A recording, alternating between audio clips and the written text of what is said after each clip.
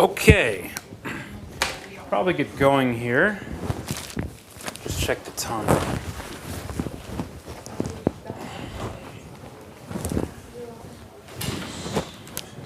Oh wow, we only have half an hour to do Bismarck. It's terrible. I guess we've lost some people who must have seen their exam scores. Well, such is life. You are the few, the proud, the ones truly interested in diplomatic history. Okay, well, Bismarck, he's one of my favorite characters, really, in all of European history. You could easily see him as, simply, again, you could look at him in foreign policy terms if you're doing your kind of IR theory in the department as a realist. The term we usually use to describe his policy, such as it was, is Realpolitik. This being you might call it the German version of raison d'etat of Richelieu. That is a kind of bloodless, if not amoral, doctrine of pursuing the national interest without regard to any higher ideological, religious, or political principle or value. And that's definitely one way of looking at him.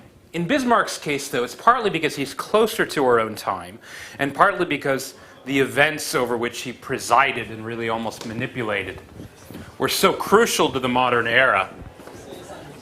It's worth looking at them in detail. Yes, you can make the analogy very easily with Richelieu. Richelieu, a cardinal of the church who supported Protestants, someone who should, if nothing else, have supported the Catholic cause in the 30 Years' War, instead simply supported the French national interest. That's all true. In Bismarck's case, though, I think it's even more interesting because although I suppose you could call him the architect of German unification, he really saw throughout his life his purpose as serving the interests of Prussia, a state which, oddly enough, no longer existed when he departed from the scene. Well, it existed, but of course only as a part of a larger German empire. Admittedly, as the largest and most important constituent part, in a way, the animating force of the German empire. But if you looked at the Prussian situation in the 1850s, it's far more dramatic than what happens under Richelieu in France. Before Richelieu takes over, France is a pretty important country. Right? They're, maybe not quite as large in territory as the Habsburgs, but they're probably in second place. They were an important power to begin with. Richelieu just helped make them the largest power in Europe. In the case of Prussia, Bismarck literally took what was a second-rate power, maybe the fourth or the fifth of the European powers, depending on how it's defined, and he turned them into essentially the greatest power in Europe. The power that eventually alarmed all of the others and, of course, single-handedly nearly fought off two major coalitions in the two world wars. Well, how did he do it? The main diplomatic question in terms of Germany, as it's called in the 19th century, it could be summarized in the most simplistic general terms as the question of big versus small Germany. Klein or groß Deutschland. The basic question was whether or not Austria would be included. I suppose it was assumed by anyone who thought Germany would unify under whatever pretext that Prussia would probably be involved. Prussia, again, remember, being a predominantly ethnic and linguistically German state with a very small Polish minority, but that was it. Austria was a much bigger wild card, not just because it stood for the principle of legitimacy against nationalism, but because the Germans were a minority in the Habsburg Empire. They were the most substantial minority, yes, the leading one, but only a minority.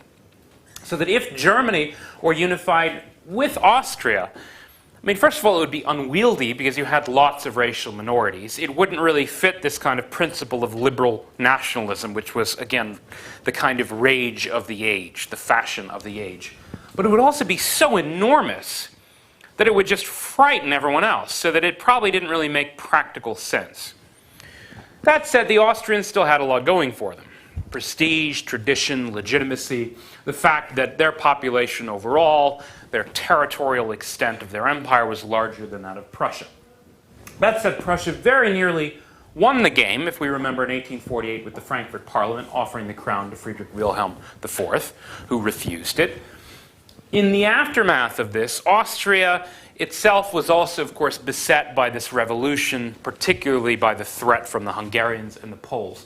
Austria did emerge from this, though, with Russian help, with its authority and prestige intact. So while it's a kind of complicated story, there were various plans afoot to transform the old German Confederation, as it was called.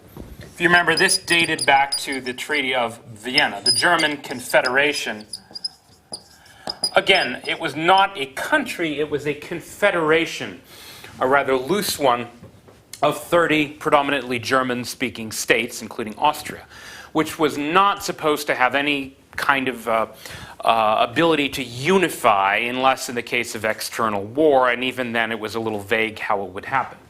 So there was talk after the revolutions of at least kind of revivifying it, rewriting the terms somewhat. And again, the question was big versus small Germany. Would Prussia be dominant? Would Austria be dominant? It was assumed if Austria were in the thing, Austria would be dominant because Austria was larger than Prussia. It had an older tradition, authority, all the rest of it.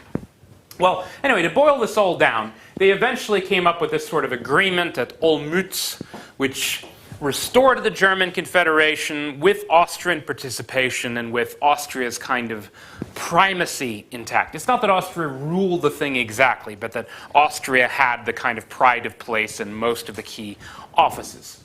Now, the Prussian nationalists eventually referred to this as the quote-unquote Olmütz humiliation, because Prussia had mobilized its army, possibly in order to make a stand, to make a claim for dominance or primacy. They backed down, they demobilized. It was very much a case of the Prussians deciding not to fight in the same way they had refused the crown. Part of this is the reason that Napoleon III was kind of left sleeping when it came to German unification of the Prussians. He thought because of all this that Prussia was weak. You know, Prussia had backed down, they had lost, they had refused this kind of opportunity. The Prussians had just done whatever the Russians told them to, which was, back off, back down. So it seemed like Prussia was very weak. It's curious, though, that if you can look at this time, you see the kind of genius of Bismarck already at work, but so far in a kind of hidden, if not secret way. Bismarck had advised the king not to take the crown. This, in a way, is the origin of the most famous of all of the Bismarck quotes, and there are many famous Bismarck quotes. By the end of the class, I hope you have at least 2 or 3 of them memorized. Anyway, the most famous of all of them is this one, usually translated roughly like this. The questions of the day, meaning German unification primarily, will be decided not by speeches and majority votes, but by blood and iron. It's just to say we're not going to unify Germany because of a bunch of liberals and lawyers getting together and having some stupid Congress. He is, in other words, to this extent, you might say, a Metternichian. That is, he believes in conservatism, legitimacy, etc.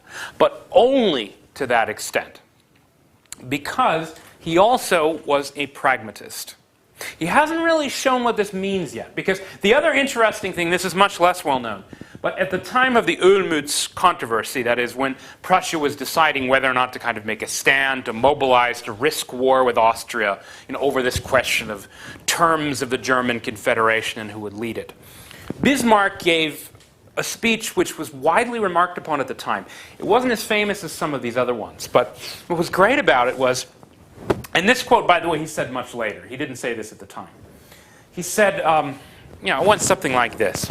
He gets up in the Reichstag and he says, "Oh, woe unto the farmer whose land is destroyed in a conflict, the reasons for which are obscure and cannot be explained to him after the war, when he has lost possibly his son and possibly his wife grieves this loss." In other words, he gave this great pacifist speech saying, we should not fight. This is the man who's talking about blood and iron, giving a pacifist speech, telling the Prussians they must not fight.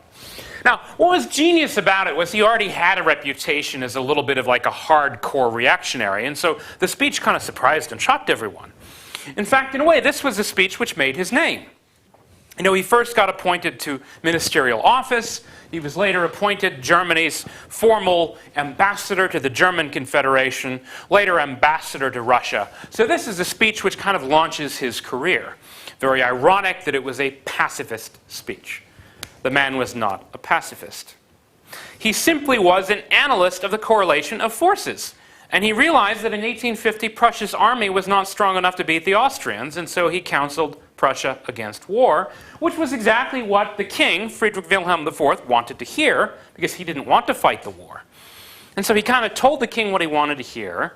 He took an unpopular, but in fact wise stand against war, and therefore made his reputation and his name.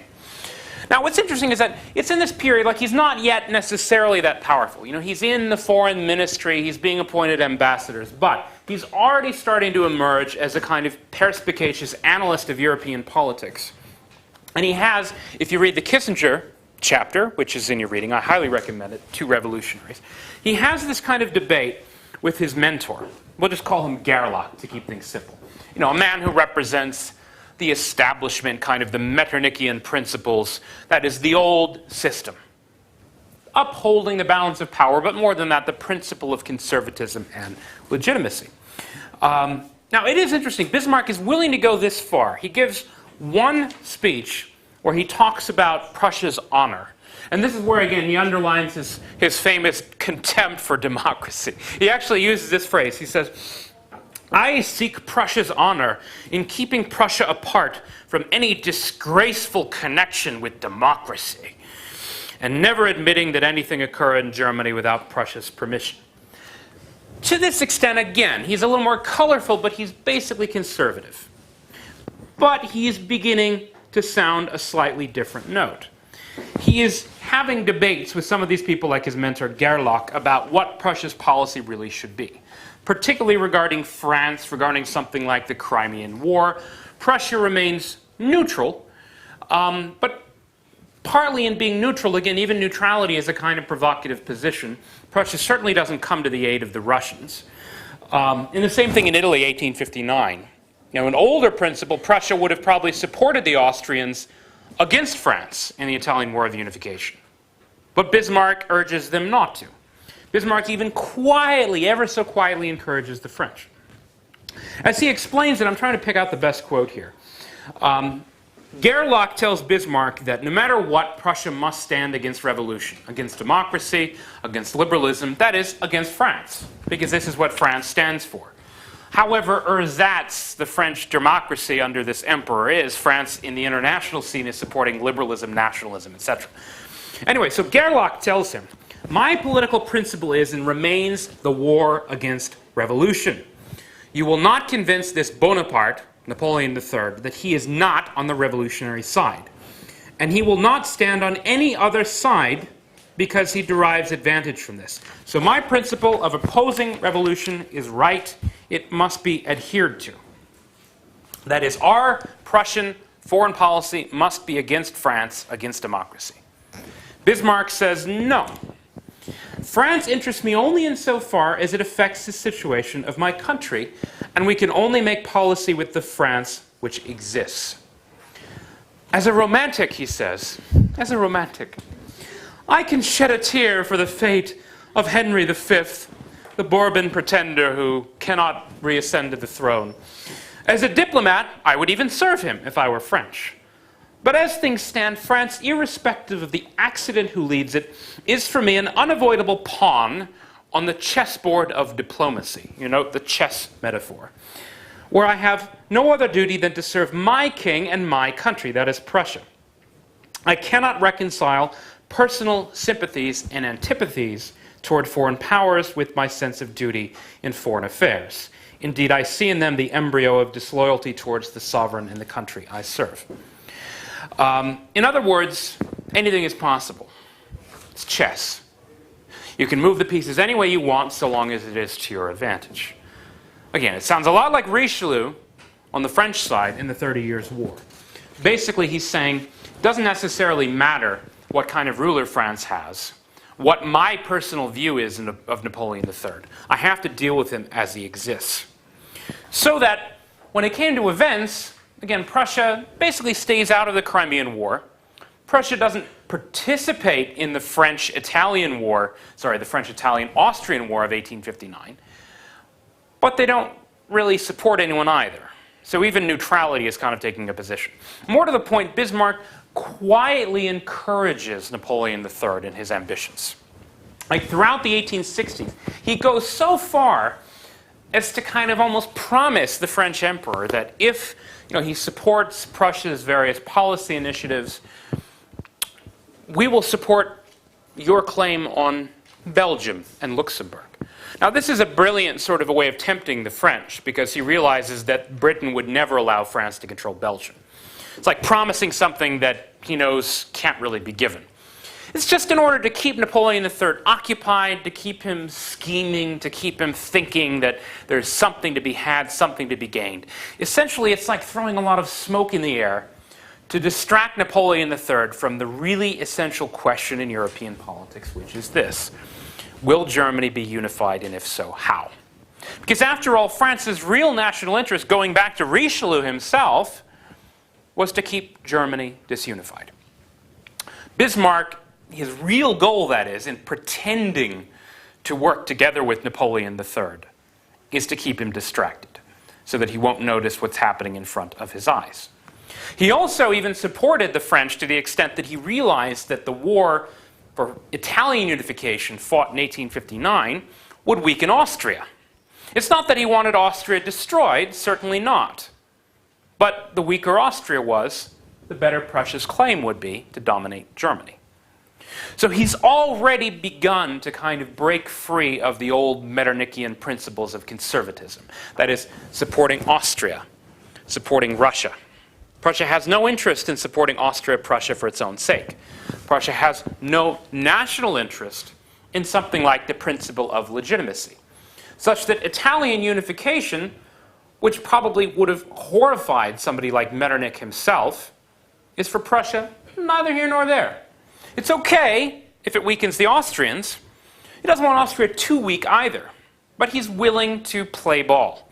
He is willing to allow France to have its head in Italy, in part because he realizes that the French don't really understand their own interest. At least Napoleon III doesn't. Yes, he gained some territory in Italy, but remember, at the price of alarming Britain. The French-British alliance, the fulcrum of the Crimean War, is now more or less dead. The British are really suspicious of Napoleon III. They think he's reviving the old Napoleonic ambitions. They're not necessarily opposed to Italian unification, but they definitely don't want too much trouble on the continent. Britain just believes in the balance of power. So anyway, so France has now begun to isolate itself. The Austrians obviously hate France, because after all, France has just fought against them to unify Italy. Russia, meanwhile, actually, this is another mistake Napoleon III made. He very loudly gives support. He didn't send troops or anything, but he just very loudly and publicly supported a Polish rebellion against Russia in 1863, which the Russians, of course, suppressed with predictable brutality, thus pissing off the Russians. So even though he seemed like the most powerful man in Europe at the end of the Crimean War, France is now, they've gained some territory, but diplomatically they're beginning to be isolated. So Bismarck decides the time is ripe to make his move. Now, it's a little complicated how he goes about it. The first major episode in the usual story of German unification is over this territory of Schleswig-Holstein, which, again, it's not a huge territory. It's just a couple of duchies existing in what is modern Denmark. And Prussia exerts a kind of somewhat specious claim on principles of unification by blood and marriage and so on to these territories. He gets the Austrians to go along with it, and even to mobilize troops. The Austrians were supposed to get Holstein, the Prussians Schleswig. He's doing this, again, in order to a certain extent, distract everyone, to make sure the Austrians are kind of complicit in his scheme. Which also means that none of the other powers are really going to be strong enough to oppose it. Again, he's quietly promising Napoleon III all this other stuff so that Napoleon III stays neutral. It's not that France has a claim here. It's just that France traditionally, doesn't want any German power to get too basically powerful. And so he kind of like bribes the French in neutrality, again, by promising them things he doesn't actually have. He does the same thing with the more significant step. When he finally does fight this war with Austria, essentially over primacy in the German Confederation, the issue which had nearly sent them to war in 1850. The pretext for the conflict, again, was rather flimsy. It was just basically Prussia, again, kind of trying to piss off the Austrians by asserting various claims that were a little bit more aggressive than was warranted by Prussia's legal position in the German Confederation. And this leads to the historic battle at Königgrätz, where the Prussians defeat the Austrians. Now, this is where Napoleon III really screws up, because he should not by any means have allowed this to happen. Or at the very least, he should have declared a price before the war. He should have either chosen sides, or he should have threatened the Prussians not to go to war. Or maybe he should have done this over Schleswig-Holstein, because by the time the Prussians are beginning now to unify, they haven't quite done it yet, but they're beginning to unify Germany. This is by any reckoning a serious French national interest. But curiously, Napoleon III actually encourages Bismarck. He encourages the Prussians to go to war. It's a debate as to why. Some people think he basically thought the Austrians would win. And so he thought Prussia would then have to come begging to him afterwards for help, and they'd have to give him whatever he wanted, which he thought might have been Belgium, which again they're promising him. Now, there are a couple of interesting things about this. The Prussians win, which is partly an indication of the success of military reforms, some of which Bismarck is now overseeing as chancellor. Some of it is also better organization, unity, discipline in the Prussian army. But it could have actually gone much further than it did. In fact, the troops and many of the officers wanted to push on to Vienna and actually crush Austrian power, which would have definitely asserted Prussian primacy in the German Confederation. Bismarck, though, was adamant. He actually literally traveled to the camp, his soldiers encamped at Königgrätz, and he, in person, as chancellor, convinced the generals to stay put, not to march on Austria. It's one of the most interesting things he ever did, because if you think about it, a victorious army does not usually stop after a great victory. They usually like to press on. The other army is retreating, they're kind of routed, they're in disarray. That is the time to pounce, because after all, that is the way to decide the affair, to have a decisive victory, almost kind of Napoleon style. Bismarck said, no, we are stopping right here. We will negotiate with the Austrians, because while Bismarck wanted Prussia to have a superior position in the German Confederation, he did not want to break Austria's power, because in fact, in the long run, he thought Prussia and Austria had many common interests. This is where he, unlike Napoleon III, was actually able to think in the long term. He had a very clear impression of what Prussia's long-term interest was. German unification, yes. Without Austria, yes. But he did not want Austria to be completely humiliated or broken. Because once Germany was unified, he thought Austria would actually be a useful partner. And so he calls the army off. He fights, it's not a lightning war in the kind of the blitzkrieg style of the 20th century, but it's a quick war. It's over quickly. Limited objective, pursued kind of rationally and with vigor, and then once he had achieved the objective, he stopped. By this point, if he had a brain, Napoleon III, if he had a brain for this sort of thing, would have been truly alarmed. Because Bismarck manipulates the settlement after the war. They didn't take a lot of territory. They did absorb Hanover, Hesse, and Frankfurt, which was really only just a city. So that they're sort of basically, their presence in Western Germany is now enlarged, although the territories of Western Germany are not yet united with Prussia. But more significantly, he took the southern German states, particularly Bavaria, which was Catholic, Baden-Württemberg, those were also partly Catholic. Now, because of this difference, again, Catholic South Germany versus Protestant North Germany, he realized they might have objected to simply being absorbed into the new Prussian Germany. And so he granted them a kind of independence. But he wrote up terms for a new North German Confederation, which were even more explicit than the terms of the German Confederation regarding the case of war.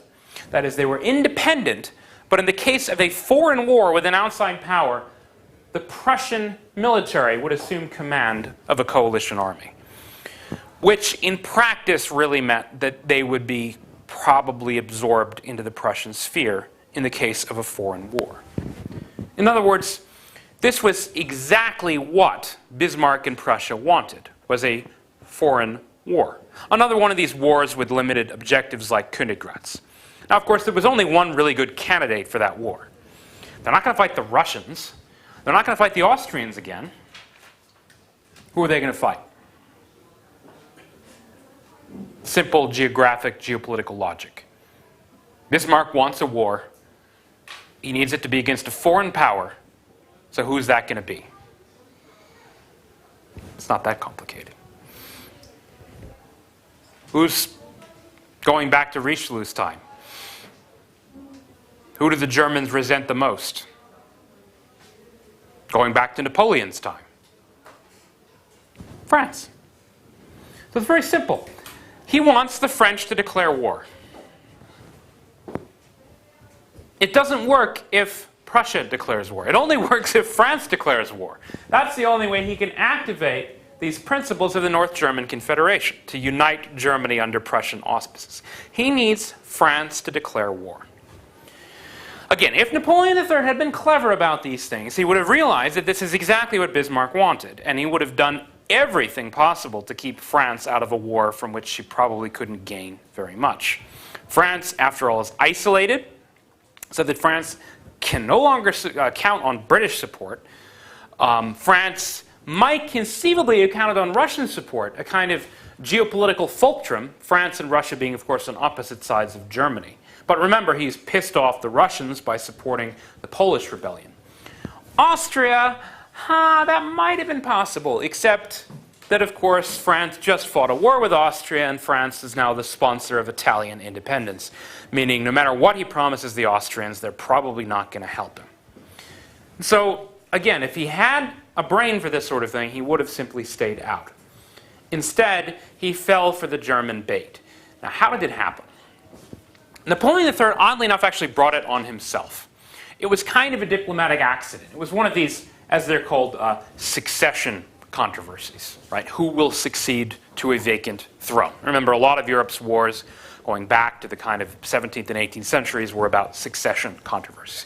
They were no longer as important as they used to be. And this one was basically over who would succeed the throne of Spain, which frankly was like a has-been, also ran power which no longer mattered very much. But Napoleon III had finally woken up to the fact that the Prussians were now kind of a force to be reckoned with. And there was a rumor going around that the Prussians were going to insist that they themselves hold the Spanish throne. That is, that a member of the House of Hohenzollern, the Prussian ruling dynasty, be appointed king of Spain. Now, in reality, the Prussians had no great interest in Spain.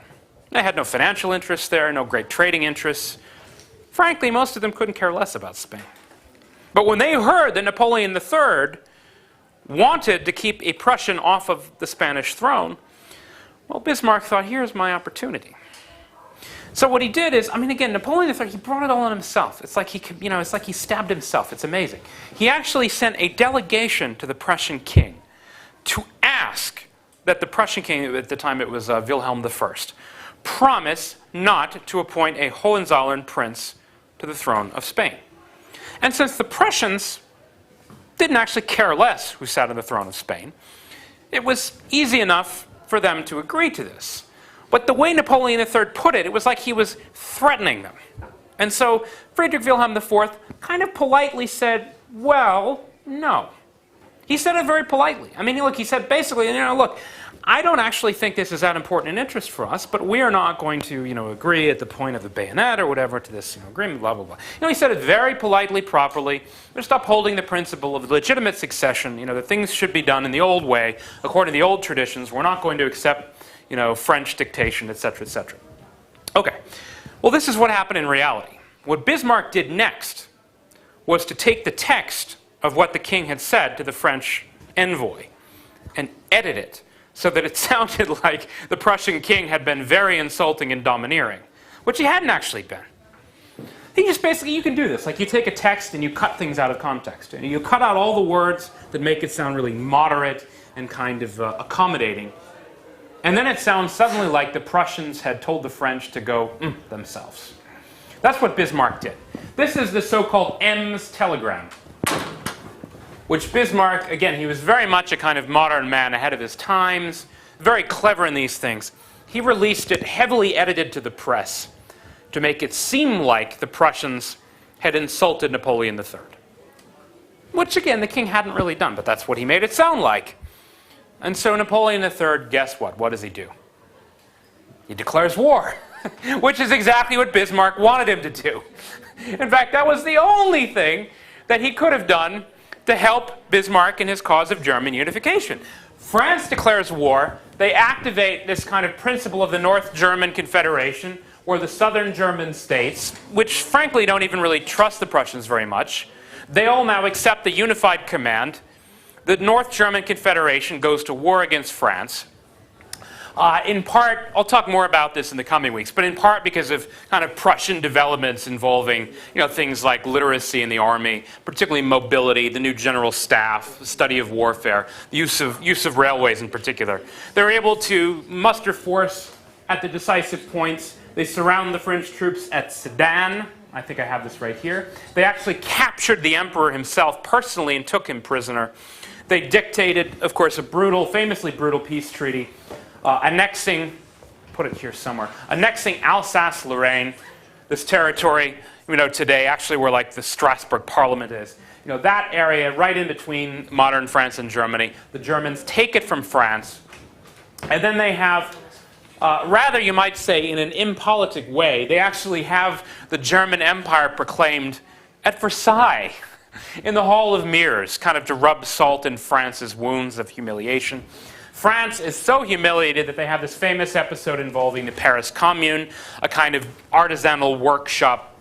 It wasn't really Marxist, but the Marxists took it on as like a kind of workers' revolution. Marx himself wrote a book about it, endorsing it, talking about this as a step on the road to revolution. This is, if you've been to Paris, the Sacré-Cœur Church was built to commemorate the victims of the violence and so on. And anyway, this is a profound revolution now in European politics, partly because of the annexation of Alsace-Lorraine, but more because of the unification of the various German states. Germany is now the largest state in terms of population, by far the most powerful state. The state that has just proved by success of its arms that it is now the greatest military power in Europe. A couple things to note, because I know we're just out of time. Although this is a great success, of course, the crowning achievement of Bismarck's career, there was a kind of sour lining, you might say, a kind of harbinger of trouble. Whereas at Königgrätz, he had successfully convinced the generals not to march on Vienna. This time, he lost out. He did not want to annex Alsace-Lorraine because he knew that it would be seized upon by the French as a casus belli. France would never forgive this. They would always want to fight. They would never accept this. They also had to pay really heavy reparations, payments for the war. Bismarck's advice, though, was disregarded, partly because the generals, Helmut von Moltke the Elder, he convinced the king and he convinced everyone else that they absolutely needed this for reasons of national security. This was probably the biggest mistake of the whole thing. Germany could have been unified without this, but this gives France, again, a reason never to accept the settlement, to essentially fight on, to demand revenge. So this is maybe like the one sour lining, but otherwise, it's a stunning achievement. Prussia has gone from maybe the fourth or fifth power in Europe that everyone thought was an also-ran, finished at the time of Olmütz, a power which hadn't even fought in the Crimean War, the French-Austrian War of 1859. Within 10 years, it's the most powerful country in Europe. All of it a testament to Bismarck's genius, his instincts, for seizing opportunities, but also knowing when to stop. So I think we're out of time. That's it for this week on Bismarck. On Friday, I will have all the exams finished, I promise, the ones I have not yet graded, and we will watch Master and Commander. So long as we have the audio working, we're going to watch it right in here. Otherwise, I'll let you know by email. Okay?